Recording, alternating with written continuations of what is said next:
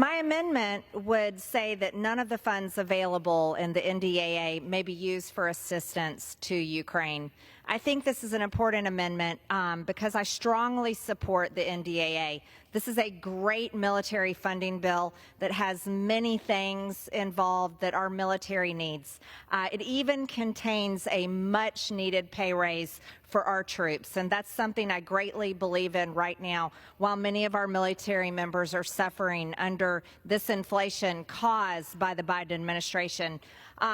But I think it's extremely important for members of Congress to be able to vote separately for funding for foreign wars, and I do not believe that funding for Ukraine should be a part of the NDAA. The mission statement on the Department of Defense website says that its purpose and mission is two things: to deter war and to ensure our nation's security. Funding a war in Ukraine does not deter war, it funds it. Funding a war in Ukraine does not ensure our nation's security. It actually puts us at risk at possible further military engagement with another nuclear-armed nation, and that is Russia. Americans do not support this, and neither does the majority of the majority here in Congress, which have voted against funding the war in Ukraine. To date, Congress has appropriated $174.2 billion in emergency supplemental funding. That's a lot of Americans' hard-earned tax dollars to go to support security for another country's border, while our border is being invaded every single day. Not only is our border being invaded every single day by millions and millions of people from over 160 countries, it's also a war declared on our own country with human trafficking and drugs that is killing Americans every day, while 300 Americans on average are dying from fentanyl overdoses. I believe that should be our focus as United States Congress.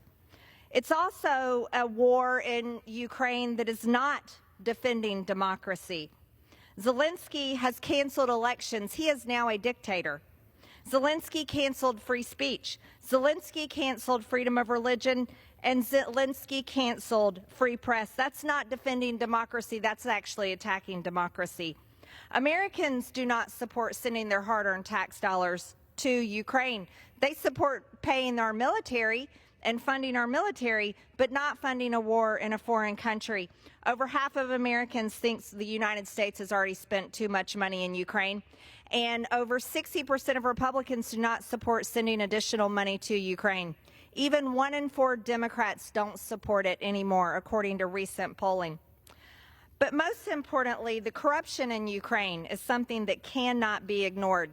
There's been report after report after report of money missing. The Pentagon cannot track over $1 billion, and there have been reports of much corruption, and that's involving our hard-earned tax dollars. At this time, I'd like to reserve, Mr. Speaker.